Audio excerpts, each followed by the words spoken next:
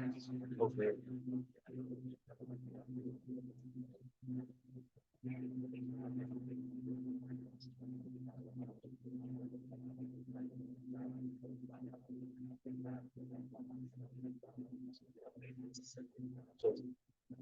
Screen visual है आप लोगों को? जो मैं यहाँ लिखूंगा आपको दिख रहा है?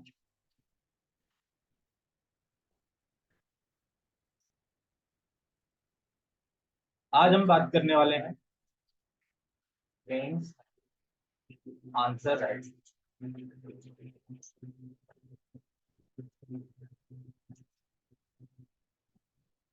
ठीक है, देखिए आज के इस सेशन में दो बातें हैं।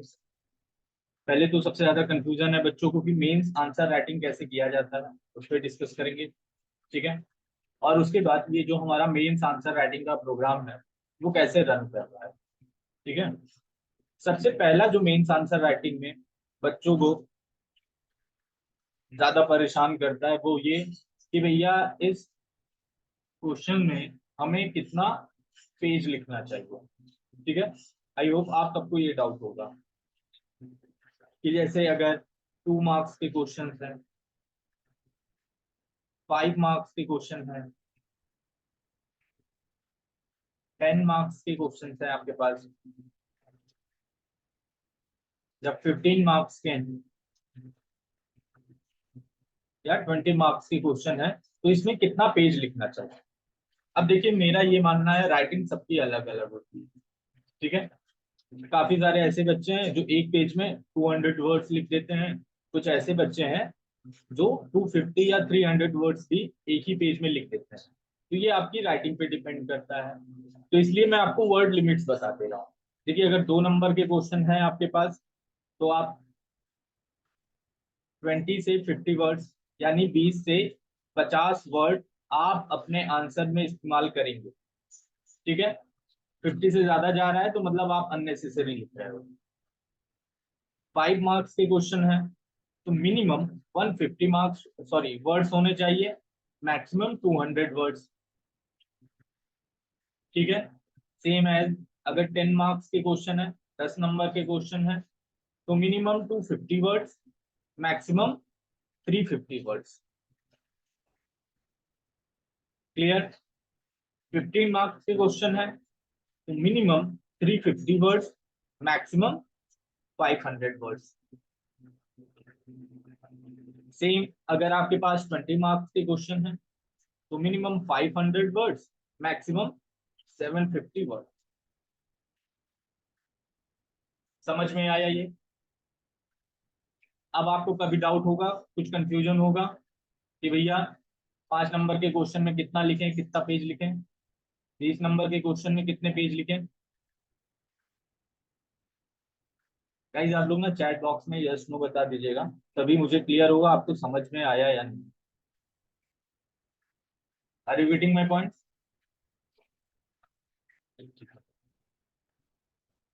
ओके, आगे बढ़े।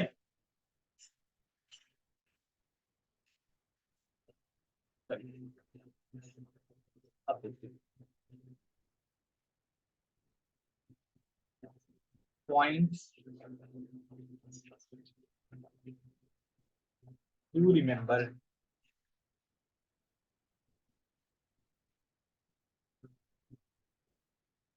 अब आपको मिल गया क्वेश्चन, 5 नंबर का क्वेश्चन मिल गया है। ठीक है, अब आप आंसर राइटिंग करना स्टार्ट कर दो। तो आंसर्स लिखते समय आपको किन बातों का ध्यान रखना चाहिए? ठीक है, देखिए सबसे पहले आपका आंसर कैसा होना चाहिए? आंसर शुड बी प्रिसाइज, या आप कह सकते हैं टू द पॉइंट। अब देखिए अभी मैं आप लोगों का जो डेमो क्लास की कॉपी चेक कर रहा हूँ काफी सारे ऐसे बच्चे हैं जो अपनी कॉपी में अननेसेसरी चीजें भी लिख देते हैं। ठीक है, अभी उनकी आदत है सेमेस्टर एग्जाम वाली। सेमेस्टर में क्या होता था कि भैया जितनी ज्यादा कॉपी भर देंगे मार्क्स हमें मिल जाएंगे। लेकिन भाई यार ये जुडिशरी का एग्जाम है, यहाँ पे आपको क्वांटिटी से नहीं मतलब रखना है, क्वालिटी से मतलब रखना है। तो आपका आंसर कैसा होना चाहिए? प्रिसाइज फॉर्म में होना चाहिए, टू द पॉइंट होना चाहिए। आसान सी भाषा में क्या है, या तो जैसे आम जिंदगी में लोग आपसे बोलते होंगे कि जितना कम बोलोगे तुम्हारी बात का महत्व उतना ज्यादा रहेगा। ठीक है, यानी कम बोलो लेकिन वजनदार चीजें बोलो। तो आप आंसर्स पूरा पॉइंट लिखिए, थोड़ा लिखिए लेकिन परफेक्ट लिखिए। सेकंड,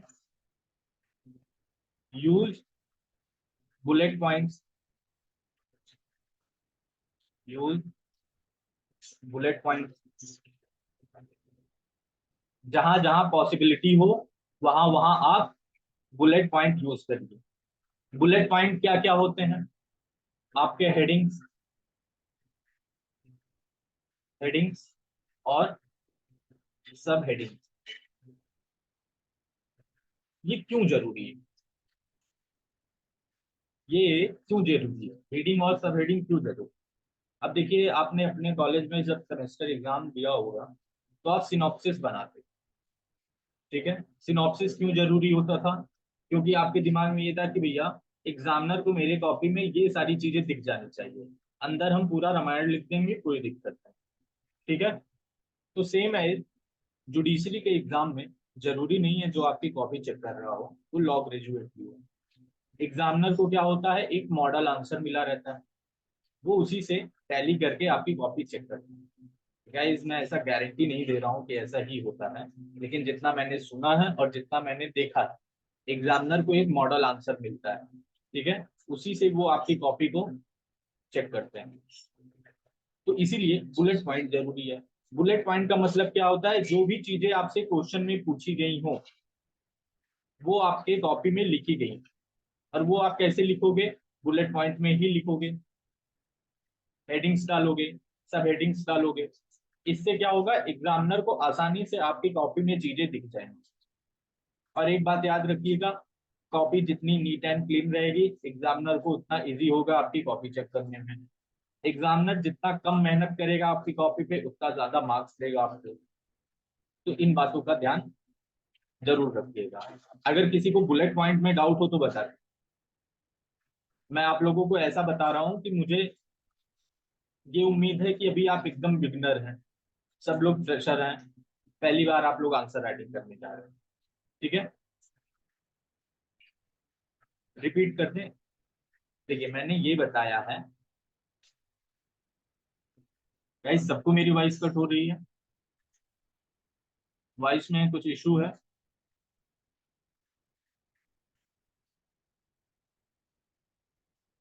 इसलिए आपके में कुछ दिक्कत होगा नया, आप एक बार अपना नेटवर्क फिर से रिफ्रेश करिए। मैंने ये बताया है कि आंसर्स लिखते समय बुलेट पॉइंट का यूज जरूर करें। क्वेश्चन में जो भी चीजें पूछी गई हैं उसका आप हेडिंग जरूर बनाएं और सब हेडिंग जरूर बनाएं, कि जिससे जो भी एसेंशियल चीजें हों वो आपकी कॉपी में इजिली विजिबल हो जाए। ठीक है, अब मैं क्यों कह रहा हूँ कि बच्चे सेमेस्टर एग्जाम की तरह लिख रहे हैं और उनकी कॉपी उन्हें जुडिशरी एग्जाम के लेवल पे बनानी है। ये स्टैंडर्ड कैसे बढ़ेगा, या क्वालिटी ऑफ आंसर्स आपके कैसे बढ़ेंगे, या जिसको आप बोल सकते हो परफेक्ट आंसर कैसे बनेंगे? तो आप अपने आंसर्स में केस लॉ मेंशन करिए। ठीक है, लीगल मैगजीन्स का यूज करिए, लीगल टर्म्स के इस्तेमाल करिए आप।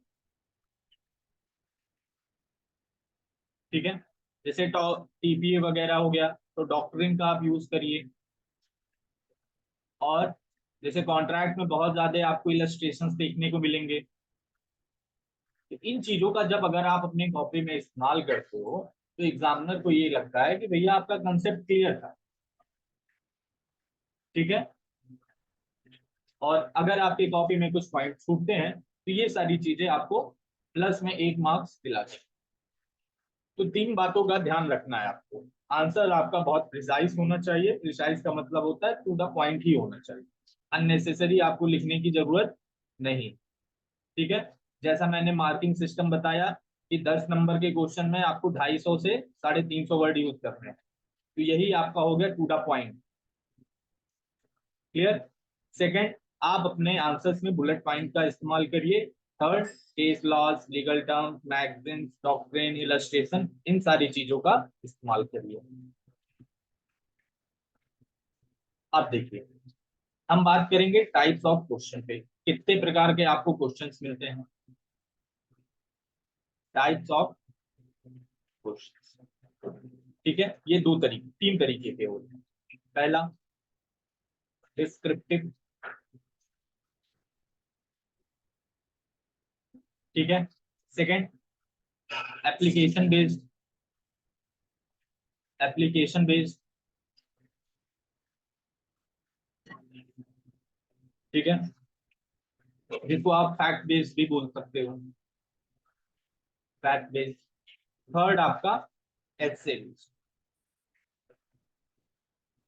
ठीक है। इतने ही तरीके के क्वेश्चन होते हैं ना। चलिए, सबसे पहले हम डिस्क्रिप्टिव बेस्ड क्वेश्चन को पूछेंगे कि भैया इसमें क्या क्या किया जा सकता है, क्या करना चाहिए। देखिए, डिस्क्रिप्टिव बेस्ड जो क्वेश्चन होते हैं, इसको आप आराम से भाषा में समझें तो थ्योरेटिकल बेस्ड क्वेश्चन बोलते हैं। थ्योरेटिकल क्वेश्चन, जिसमें आपसे थ्योरी पूछी जाती है, मतलब डायरेक्ट पूछ दिया जाता है कि फ्रॉड क्या है, ठीक है, ऑडियो वीडियो इलेक्ट्रॉनिक मीन्स क्या है, क्लियर, रेस्ट जस्ट चाहे क्या है। डायरेक्ट आपसे क्वेश्चन पूछा, आपको डायरेक्ट लिखना है, क्लियर। थ्योरेटिकल बेस्ड क्वेश्चन को आप क्या बोलते हो, usually direct in nature,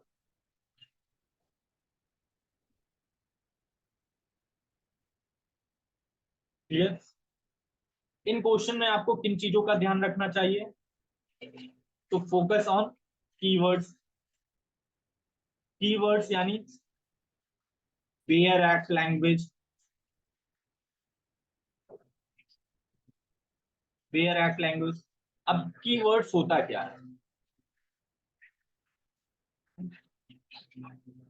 keywords का मतलब क्या है, जो वेयर एक्ट में आपकी दिए गए हैं, जो उसमें एसेंशियल चीजें हैं, वो आपको यहाँ पे लिखना है, ठीक है। जैसे फॉर एग्जांपल, अगर आपसे पूछ लिया गया कि भैया कंप्लेंट क्या होता है, मैं एक एग्जांपल के तौर पे आपको यहाँ बता देता हूँ। क्वेश्चन में पूछा गया कि कंप्लेंट डिसाइड कर, सॉरी, कंप्लेंट डिफाइन कर। तो कंप्लेंट में कीवर्ड्स क्या क्या है। अब देखिए, आपने तो रट लिया होगा कि भैया जो भी एलिगेशन है मजिस्ट्रेट को दिया जाता है, वही सारी चीजें हैं। लेकिन अगर मैं आपको बताऊं कि बेयर एक्ट को कैसे तोड़ के पढ़ा जाता है, या बेयर एक्ट से जब आपके प्रीलिम्स में क्वेश्चन आते हैं आप गलती कहाँ करते हो, तो देखिए, कंप्लेंट क्या होता है, प्रेक्षा ने बढ़िया बताया, एनी एलिगेशन, ठीक है। ये हो गया आपका पहला कीवर्ड। सेकंड, ये कैसा होता है, ओरली, ओरली या राइटिंग में, ये सेकंड हुआ, ठीक है। वेरी गुड प्रेक्षा। ये ओरली और राइटिंग किसको दी जाती है, टू मजिस्ट्रेट, मजिस्ट्रेट को दी जाती है। ये आपका थर्ड कीवर्ड हो गया, क्लियर। क्यों दी जाती है, क्यों दी जाती है, तो with a view, with a view to take action, with a view to take action, ये आपका फोर्थ कीवर्ड्स हो गया, ठीक है। Next, action, that some person known और अननोन, ये हो गया आपका फिफ्थ कीवर्ड, ठीक है। Lastly, but does not include PR, यानी पुलिस रिपोर्ट, ये आपका हो गया सिक्स कीवर्ड। गेट बंद कर दो। ये हो गया आपका सिक्स कीवर्ड। तो प्रीलिम्स के लिए भी गाइस एक बात बताना चाहूंगा, जब आप लोग आंसर राइटिंग किया करिए, या जैसा कि आपने देखा होगा अभी मैं आप लोगों के साथ टॉपिक वाइज आंसर राइटिंग, तो एक एक टॉपिक को जब आप पढ़ के आंसर राइटिंग करते हो तो सेम इसी पैटर्न पे ना आप अपने नोट्स भी बना लिया करो। शॉर्ट नोट्स जो होते हैं ऐसे बना लोगे तो प्रीलिम्स में आपसे कभी गलती नहीं, ठीक है, और मेंस में भी एसेंशियल्स लिखते समय आपसे गलती नहीं, ठीक है। चलिए एक बार बता दीजिए थ्योरेटिकल बेस्ड क्वेश्चन क्या होते हैं, आपको समझ में आया, या किसी को यहाँ तक कोई दिक्कत, कोई तकलीफ, कोई परेशानी? एनीवन? आगे बढ़े। चलिए, हाँ, तो हम बात कर रहे थे थ्योरेटिकल बेस्ड क्वेश्चन में आपको कैसे लिखना है, तो डायरेक्ट कीवर्ड से इस्तेमाल करना है आपको, जैसे, और क्या करना है, चलिए। फॉर एग्जाम्पल, आपने सबसे पहले क्या लिखा, इंट्रोडक्शन लिखा। इंट्रोडक्शन, इंट्रोडक्शन के बाद जो लॉजिकल सीक्वेंस है, लॉजिकल सीक्वेंस जो है वो आपने लिखना शुरू कर दिया। जैसे आपने सबसे पहले हेडिंग डाला, जिसको मैं बोल रहा हूँ बुलेट पॉइंट, हेडिंग्स आपने लिखा, ठीक है। हेडिंग्स में आपने बॉडी के बारे में लिख दिया, बॉडी मतलब ये सारी चीजें, कंप्लेंट, कंप्लेंट के अंदर क्या क्या चीजें हैं वो सारी चीजें लिख दिया, ठीक है। इसके बाद इसमें जो आपका सब हेडिंग्स होगा वो आप पैराग्राफ चेंज करके लिखोगे, ठीक है। पहला तो ये हो गया, आपने इंट्रोडक्शन लिखा, उसके बाद बॉडी के बारे में लिखा, फिर उसमें कुछ एसेंशियल्स हैं आपने वो लिख दिया। ये सारी चीजें कैसी होनी चाहिए, तो बेयर एक्ट लैंग्वेज में ही होनी चाहिए। अब भाई कंप्लेंट की डेफिनेशन में आप अपने मन से क्या लिखोगे? बच्चे बार बार कहते हैं भैया हम अपने लैंग्वेज में कुछ नहीं यूज कर सकते हैं, लैंग्वेज। परीक्षा मैंने बताया है कि जैसे कोई डायरेक्ट क्वेश्चन आपसे पूछा गया, अभी हम लोग बात कर रहे हैं थ्योरेटिकल बेस्ड क्वेश्चन, तो सबसे पहले आप उसका इंट्रोडक्शन लिखोगे। अब जैसे कंप्लेंट के बारे में पूछ दिया तो आप कंप्लेंट के बारे में पहले लिखोगे, थोड़ा सा बता दोगे कंप्लेंट क्या होता है। यार एसएसआई के बारे में पूछा तो थोड़ा सा आप इंट्रोडक्शन दोगे, फिर हेडिंग डालोगे। हेडिंग में जो भी सारी चीजें डेफिनेशन में आती हैं वो सारी चीजें लिख दो, उसकी कुछ सब हेडिंग्स हों अगर तो वो लिख दीजिए। ये सारी चीजें कैसी होनी चाहिए, तो बेयर एक्ट लैंग्वेज ही होनी चाहिए, ठीक है। इसके बाद अगर कुछ एक्सप्लेनेशन है तो उसको आप एक्सप्लेन कर दीजिए। इससे क्या होगा, एक्सप्लेनेशन से क्या होता है, एक्सप्लेनेशन से ये होता है कि भैया आपने इस टॉपिक को अच्छे से समझा हुआ है, ठीक है, it shows you understood well, ठीक है। अगर जैसे 10 नंबर के क्वेश्चन हो तो आप उसमें कंक्लूजन भी लिख दीजिए, ठीक है। सिंपल, सबसे अच्छा क्वेश्चन यही होता है, थ्योरेटिकल बेस्ड क्वेश्चन। चलिए एक बार बता दीजिए यहां तक किसी को कोई दिक्कत, कोई तकलीफ, कुछ ऐसा जो ना समझ में आया हो?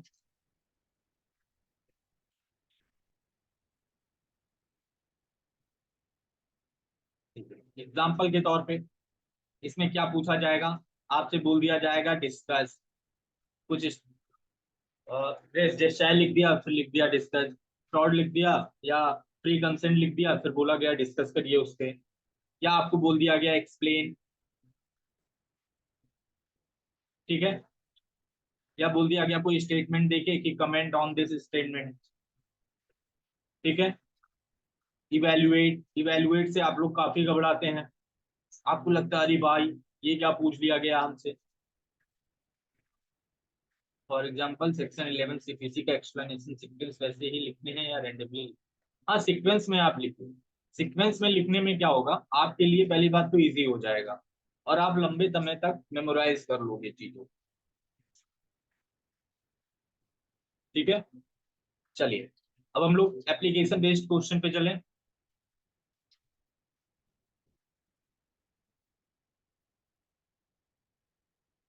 कुछ अलग नहीं है, स्पेसिफिक सिनोनिम्स जानते हो ना, तो वही होता है, डिस्क्राइब करिए, एक्सप्लेन करिए, एलिब्रेट करिए, डिस्कस करिए। डिस्कस में होता है कि आप थोड़ा अपना भी पीओवी देते हो। क्लियर प्रेक्षा?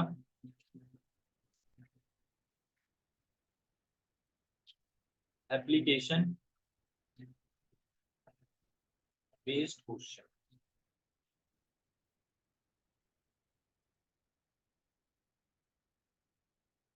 ट्रिपली एक्सप्लेन वाले में कुछ समझ नहीं आता। ठीक है प्रेक्षा, आप मुझसे पूछ लीजिएगा, व्हाट्सएप पे पिंग करिएगा, मैं एक्सप्लेन कर दूंगा। एप्लीकेशन बेस्ड क्वेश्चन क्या होते हैं? Fact based question. अगर आपका टारगेट स्टेट दिल्ली है तो आप इन क्वेश्चन से बहुत ज्यादा रूबरू हो। ठीक है, जिसमें आपको कुछ फैक्ट दे दिया गया हो और बोल दिया गया है भैया आप अपना इस पे पीओवी रखिए। इसमें सबसे पहले आपको क्या करना है? In these kind of question you have to you have to understand the provision. ठीक है, क्यों बोल रहा हूं ऐसा? गाइस, अगर आप जो फैक्ट दिया गया है उसका प्रोविजन ही नहीं समझ पाओगे तो आप कैसे ये अज्यूम करोगे, या कैसे आपके माइंड में क्लिक होगा कि ये किस सेक्शन से क्वेश्चन पूछा गया है? जैसे मैंने आपको एक क्वेश्चन दिया हुआ था, सॉरी अभी मैं रिकॉल नहीं कर पा रहा हूँ। फैक्ट बेस्ड क्वेश्चन मतलब जैसे कि ए ने इलाहाबाद से ट्रेन पकड़ी और वो बैंगलोर तक जाते समय लखनऊ में किसी व्यक्ति का मर्डर कर देता है, लेकिन पुलिस उसे कोलकाता में गिरफ्तार करती है। तो वो कहाँ पे अरेस्ट माना जाएगा, या कहाँ पे क्राइम माना जाएगा, या कहाँ की पुलिस उसे पकड़ेगी? Something like that. ये होता है आपका फैक्ट बेस्ड क्वेश्चन। इसमें जब तक आपको प्रोविजन नहीं समझ में आएगा कि भैया इस फैक्ट में हुआ है क्या, तब तक आप रिलेट नहीं कर पाओगे कि ये किस सब्जेक्ट से पूछा गया है, किस टॉपिक से पूछा गया है, या इससे कौन सा सेक्शन मैच खा रहा है, या रेलेवेंट, या ये किस सेक्शन से पूछा गया है। ठीक है, पहले आप अपना प्रोविजन इस पे समझ लीजिए। सेकंड,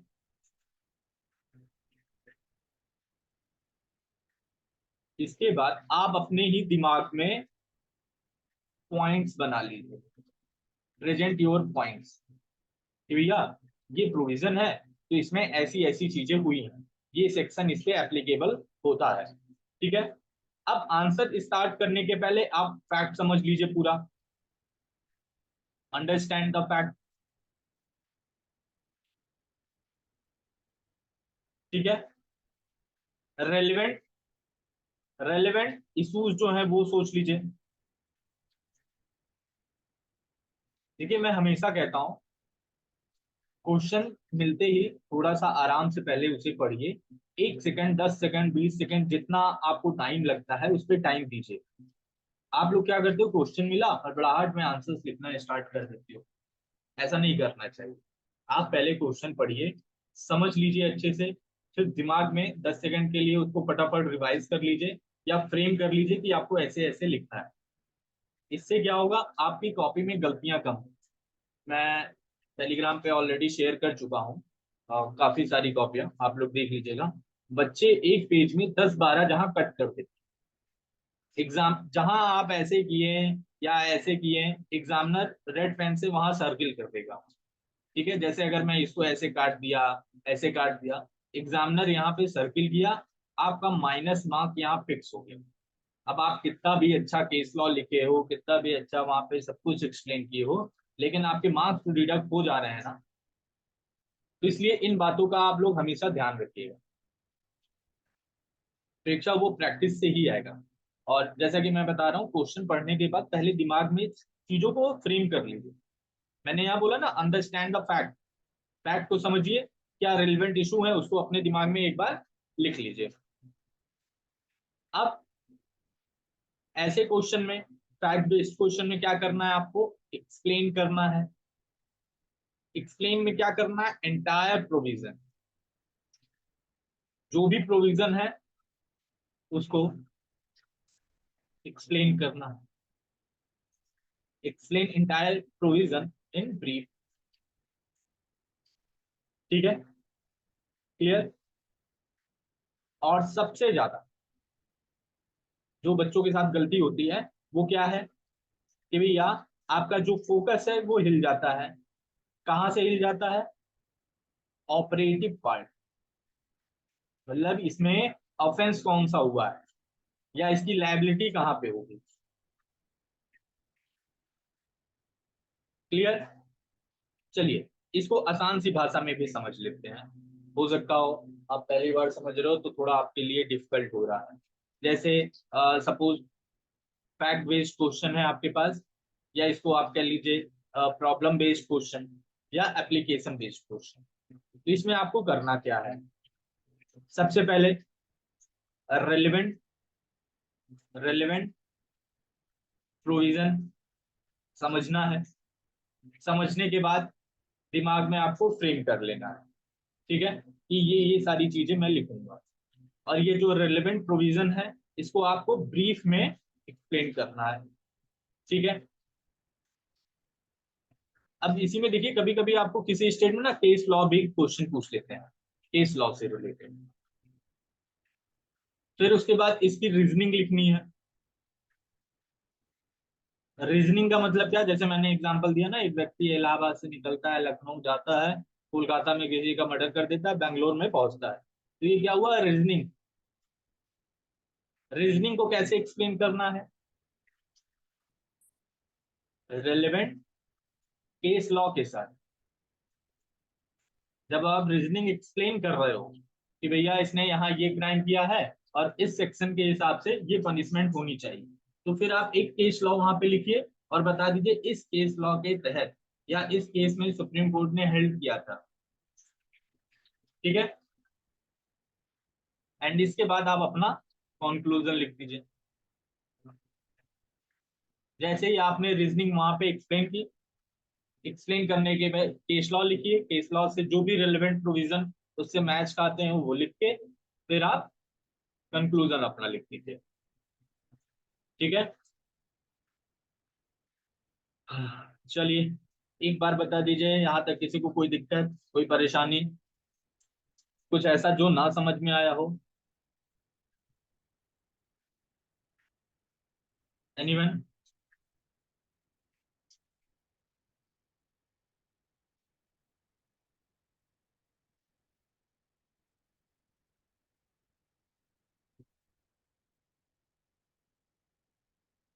आगे बढ़े।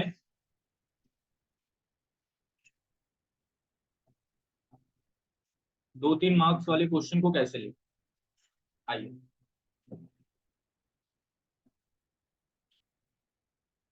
अब जैसे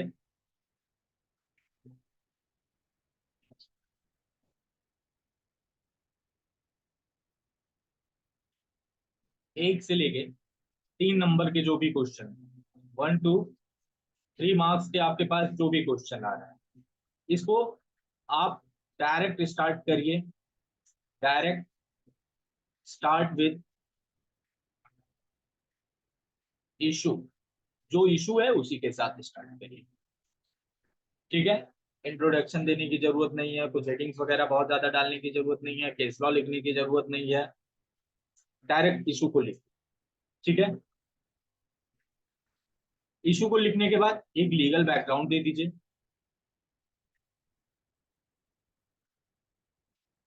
लीगल बैकग्राउंड दे, इसमें कोई जरूरत नहीं है आपको इंटायर प्रोविजन एक्सप्लेन करने के लिए।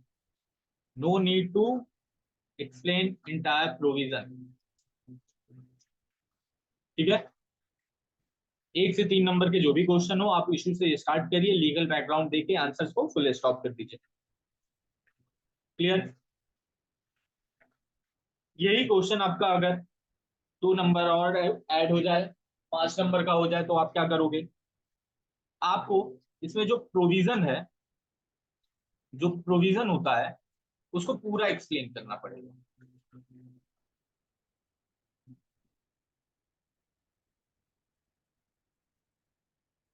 प्रोविजन जो है पूरा का पूरा एक्सप्लेन करना है। इसमें आप स्किप क्या कर सकते हो?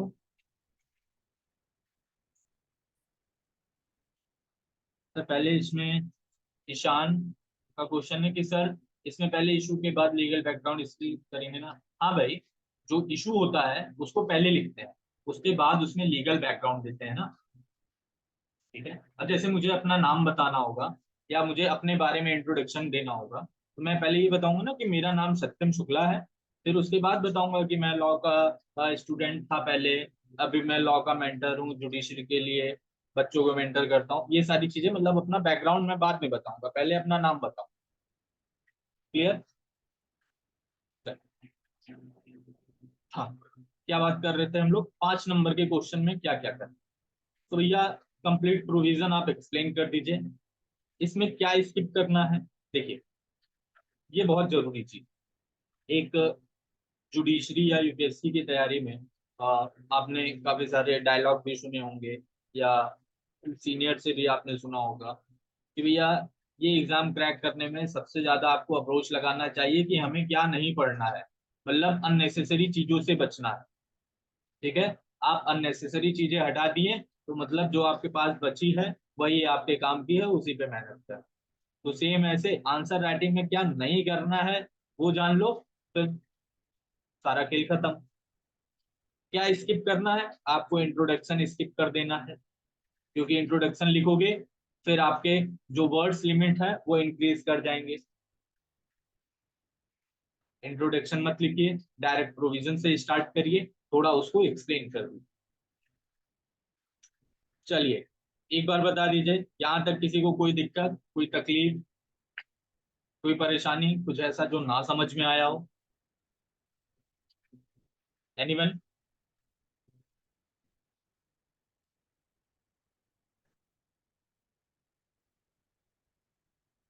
सबको समझ में आ गया तो एक बार थम्स अप कर दीजिए या चैट बॉक्स में बता दीजिए।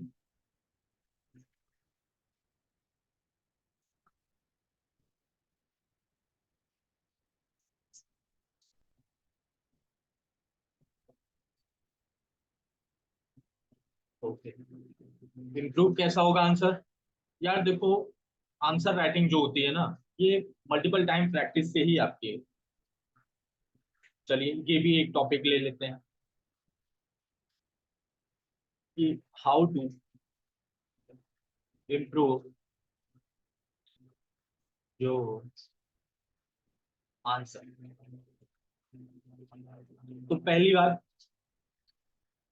Regular practice. रेगुलर या तो कह लीजिए daily practice. Daily practice, daily आपको प्रैक्टिस करना पड़ेगा। आप एक ही आंसर्स लिखिए लेकिन डेली लिखिए। ठीक है। सेकेंड, बेसिक चीजें जो आपको ध्यान में रखना है, read questions very careful. Questions को बहुत ही ज्यादा ध्यान से आपको पढ़ना। ठीक है। Third, stay updated with case laws. Case laws से हमेशा थोड़ा अपडेट रखो। वैसे भी लीगल बैकग्राउंड से हैं तो आपको केस लॉ से अपडेट होना बहुत ज्यादा जरूरी है। कभी कभी लिखते लिखते टॉपिक भूल जाते हैं, उस टाइम क्या करना है? पूजा, डेली प्रैक्टिस। डेली प्रैक्टिस और रिवीजन। डेली प्रैक्टिस और रिवीजन, ये प्रीलिम्स के लिए भी। सर अगर वर्ड लिमिट दिया हुआ है तो ज्यादा लिखना जरूरी है, या जो लोग ज्यादा लिख देते हैं तो मार्क्स में कोई फर्क आता है? नीतू, वर्ड लिमिट्स जब आपको बताए गए हैं तो इसका मतलब उस वर्ड लिमिट्स में आपके कंटेंट जो होंगे वो इनफ हो। अगर आपको बोला गया है 250 से 350 वर्ड लिमिट्स होनी चाहिए, तो कितना डिफर है आपका? 100 वर्ड, 100 वर्ड्स का डिफरेंस है। ठीक है, मिनिमम और मैक्सिमम में। अगर आप 350 से ज्यादा लिख रहे हो तो मतलब आप अननेसेसरी चीजें लिख रहे हो। ठीक है, तो अननेसेसरी चीजों से लिखने से थोड़ा बचिए। ऐसा इसलिए कह रहा हूं क्योंकि आपको ना टाइम लिमिट भी देखना है, आपके पास टाइम की कमी है। आप एक क्वेश्चन पे 10 मिनट दे रहे हो, दूसरे क्वेश्चन पे आप 5 मिनट दे रहे हो, तो ये नाइंसाफी होगी, आपका पेपर जो है ना वो कंप्लीट नहीं हो पाएगा देखो। तो इसलिए वर्ड लिमिट्स होते हैं। बच्चों के साथ दिक्कत क्या होती है, लास्ट ईयर यूपी के पेपर में काफी सारे ऐसे बच्चे थे जो एक क्वेश्चन पे इतना टाइम देती, उनका ये था कि पहला आंसर ना बहुत परफेक्ट लिखेंगे, पहले आंसर को दूसरे आंसर को इतना परफेक्ट लिखने के चक्कर में वो चले गए कि पेपर वो पूरा अटेम्प्ट कर ही नहीं पाए। हमें तो ऐसा करना नहीं है, हमें तो पूरा पेपर अटेम्प्ट करना है। पूरा पेपर नहीं अटेम्प्ट करेंगे तो फिर आप कितना भी अच्छा लिख दोगे कोई मतलब नहीं होगा। ठीक है, चलिए। और फोर्थ, जब भी आप आंसर्स लिखिए डेली उसका इवैल्यूएशन करिए या कराइए, डेली उसका इवैल्यूएशन करिए या कराइए, तभी आपको समझ में आएगा कि क्या आपको आपकी कॉपी में सुधार करना है। सर पैरा फॉर्म में ही लिखते हैं ना या फ्लो चार्ट लिखना है? आप पैराग्राफ में लिखने वाली चीजें पैराग्राफ में ही लिखो, जो उसके एसेंशियल चीजें हैं उसको आप थोड़ा सा फ्लो चार्ट बना सकते। सेक्शंस को पैरा फॉर्म में एक्सप्लेन करो तो रट्टा टाइप लगता है, बट डायरेक्टली एसेंशियल चीज सर सेक्शन को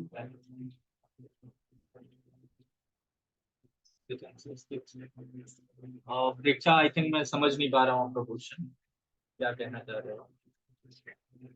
हाँ, ग्रामेटिकल एरर तो बिल्कुल नहीं होना चाहिए आपकी कॉपी में, ठीक है, वरना बहुत दिक्कत हो जाएगी, बहुत मार्क्स कटते हैं। और लैंग्वेज के पेपर में तो भाई साहब मार्क्स मिलते ही नहीं। चलिए ठीक है, मैं एक बार आप लोगों को बता दे रहा हूँ कि अभी जो हमारा मंडे से आंसर राइटिंग प्रोग्राम स्टार्ट हो रहा है उसमें क्या क्या चीजें हैं, जो एग्जिस्टिंग स्टूडेंट है उनको तो पता ही है। देखिए, ये आपका होगा सब्जेक्ट वाइज, सब्जेक्ट वाइज, और हर सब्जेक्ट को हम लोग टॉपिक वाइज कंप्लीट करते हैं, टॉपिक वाइज। एग्जाम्पल के तौर पे मैं बता देता हूँ कि सपोज अगर हम मंडे से कॉन्ट्रैक्ट स्टार्ट कर रहे हैं, तो ऐसा नहीं कि कॉन्ट्रैक्ट से कहीं से भी क्वेश्चन आपको पिक करके दे दिया गया और आपसे बोला गया आप आंसर करो, ऐसा नहीं होगा। हम लोग प्रिलिमिनरी से स्टार्ट करेंगे, ऐसे ही सारे टॉपिक कवर करते करते करते last topic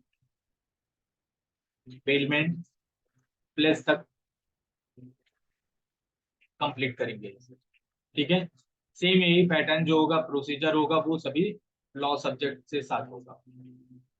clear guys, advertisement कैसे किया जाता है मुझे पता नहीं है, तो इसलिए मैं बस इतना ही बता सकता हूँ कि हमारे आंसर राइटिंग या मैं आपको आंसर राइटिंग कैसे गाइड करता हूँ। तो ऐसे डेली मॉर्निंग में आपको टॉपिक मिलेगा, टॉपिक से जो रिलेटेड क्वेश्चंस होते हैं वो मिलेंगे। आपको क्या करना है, पूरे दिन में इस टॉपिक को अच्छे से पढ़ना है। इन केस टॉपिक में आपको कोई डाउट है, कोई कंफ्यूजन है, तो आप मुझसे डीएम करके पूछ सकते हो, ठीक है। टॉपिक को पढ़ने के बाद आप जो क्वेश्चन किए गए हैं उसे अटेम्प्ट करिए, अटेम्प्ट करने के बाद बिफोर 7 PM आप मुझे मेल करेंगे या सेंड करेंगे, फिर मैं आपकी कॉपी इवेलुएट करके, या जिसको बोलते हैं चेक करना, आपकी कॉपी चेक करके आपको शेयर कर दूंगा, ठीक है। मुझे लगेगा आपकी कॉपी में ज्यादा दिक्कत है तो मैं आपकी कॉपी में लिख दूंगा, और या तो आपके व्हाट्सएप पे वॉइस नोट पे एक्सप्लेन कर दूंगा। फिर मुझे लगेगा आपकी कॉपी बहुत ज्यादा गलत है तो मैं अपने लिखे हुए आंसर या इस बैच में जितने भी बच्चे हैं उनकी जो सबसे अच्छी आंसर्स होंगी वो आपके साथ शेयर करूंगा, मतलब सैंपल आंसर आपको शेयर किए जाएंगे। ऐसा इसलिए क्योंकि काफी टाइम बच्चों को आप बताइए कि आपसे यहाँ गलती हो रही है, बच्चे समझ भी जाते हैं कि गलती हो रही है, लेकिन उसे सही कैसे करना है वो नहीं समझ पाते हैं। तो जो सैंपल आंसर होता है इन्हीं सारी चीजों में आपका हेल्प करता है, ठीक है। बाकी कोई तकलीफ कोई परेशानी होगी तो आप बता दीजिएगा। सर जो शाम 7 बजे तक का टाइम रहता है सबमिट का, वो रात तक एक्सटेंड हो सकता है क्या ईशान, आपको कोई इशू है, मतलब आप प्रैक्टिस कर रहे हो या जॉब कर रहे हो, अगर ऐसा कुछ होगा तो आपके लिए टाइम एक्सटेंड कर दिया जाएगा। थैंक यू पूजा। चलिए सेशन को यहाँ पे एंड करें। Thank you Neha.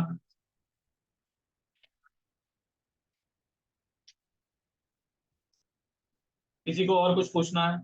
कोई दिक्कत, कोई तकलीफ, कोई परेशानी? Thank you so much. Thank you Neha. Thank you Sharad. Thank you Anuradha. Thank you Neetu. चलिए ठीक है। थैंक यू प्रेक्षा। चलिए, अच्छा लग रहा है कि आप लोगों को समझ में आया। बाकी किसी को और कोई दिक्कत? या नीतीश श्योर, आप मुझे मैसेज कर दीजिएगा, मैं देख लूंगा दीदी आपको क्या दिक्कत है, मैं बता दूंगा। Sir my question. और प्रेक्षा आई थिंक आपके क्वेश्चन ऊपर चले गए हैं, आप एक बार मुझे व्हाट्सएप पे फिर से पिंग कर दीजिएगा। ठीक है। ओके। चलिए ठीक है, सेशन को यहाँ पे एंड करते हैं। Bye bye, take care, good night.